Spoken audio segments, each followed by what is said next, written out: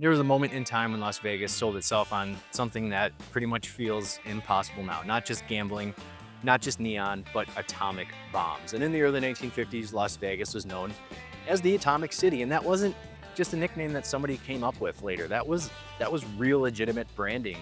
So about 65 miles north of the city sat the Nevada test site, and for a while longer than people realized, atomic bombs were tested there above ground, which meant that on certain mornings you could step outside your hotel and actually see the mushroom cloud. So people standing in parking lots and on top of hotels holding drinks, and they were waiting. It feels strange to picture, but instead of distancing itself from that reality, Las Vegas, they leaned into it. Hotels printed test schedules and casinos hosted what they called dawn parties. People would stay up all night drinking and then step outside at sunrise and watch the blast light up the desert.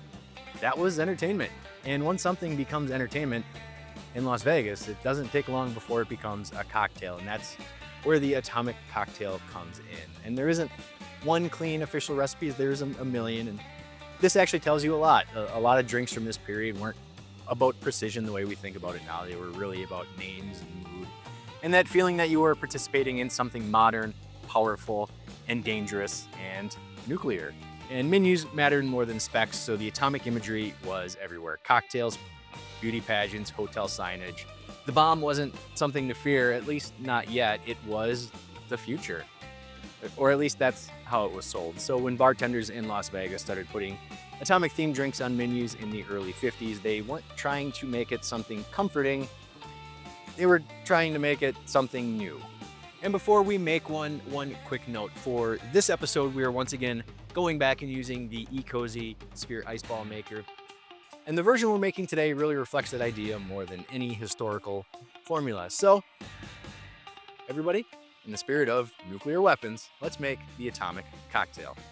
So we will start with 1/4 of an ounce of sherry, 1 ounce of brandy or cognac, 1 ounce of vodka, and then fill it in with ice, and we will shake it. Then take your ecozy 2.1-inch ice ball and put it in the glass, and then string the drink over the ice ball. And fill to the top, or about 1 1/4 ounce of champagne. And the garnish will be a expressed lemon twist. And the atomic cocktail comes together. So it's a dry drink. The champagne and the sherry make it a little bit drier. The vodka is just kind of there, and same thing with the brandy or the cognac. You can get a little bit of it, but not much. There's a little bit of lemon from the expression on it, but there's really not much to it. It's this very simple drink.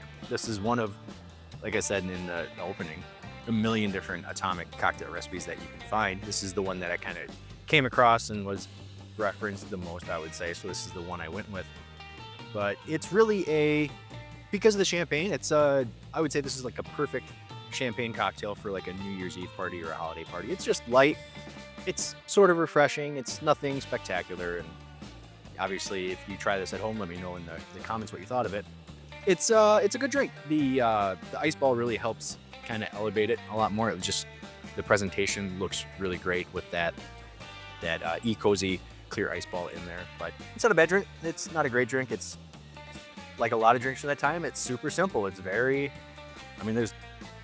all alcohol. There's nothing else in here other than the little bit of lemon. It's all alcohol, and that's a 50s cocktail. And that's, if you think about that time period, 1950s America, optimism was sky high. The confidence was sky high. The patriotism was kind of through the roof. Like, we were the heroes of World War II, right? Or that's what American thinking was at the time. And this cocktail was right up there, and it fits perfect with Las Vegas of that time. You know, Las Vegas was really coming into its own. It was kind of that pre-Rat Pack period, but with the atomic bombs happening a lot. If you go on Google Maps, if I can find the coordinates again, you can see all of the different craters from all the nuclear bombs that were tested, and it's a lot of them. And this has nothing to do with the cocktail, but there is a fantastic documentary. I forget the name of it, but it is about the Conqueror, the movie The Conqueror, the Genghis Khan movie. and it's about the downwinders, the people in Utah who were bombarded with radiation unknowingly from all of these atomic bomb tests. I will link that below. I'll also link the coordinates below too, so you can take a look at it. It's just fascinating to look on Google Earth and just see all of these millions of craters. Well, it's not millions, it's hundreds of craters that, I mean, if that hit a city, we'd be talking about millions of deaths, unfortunately. But so the atomic cocktail eventually faded from memory in the 1960s, obviously. There was societal upheaval in the United States and kind of around the world too, but that optimism was gone, that confidence was gone, and that kind of shows you the way the cocktails went in the 60s and then into the 70s, which were completely different from what these fancy cocktails were in the 1950s. So my dog is walking around right now, so I'm making sure she doesn't do anything that puppies do. But it's, yeah, give this drink a try. Let me know in the comments what you thought of it. I love living in Las Vegas. It's super cool. If you come to Las Vegas, I highly recommend 2 things, and it has nothing to do with partying. Go to the Mom Museum. I go there all the time. And the Atomic Testing Museum. Those are 2 of the coolest places I've ever been. I have nothing to do with either of them, but they are so cool and I go there all the time. So definitely hit those 2 places up when you come to Las Vegas. So that all being said, thank you so much for watching, everybody. Akole Maluna. Cheers and enjoy. Were tested there above ground. That's my cat. Hey, Bubba.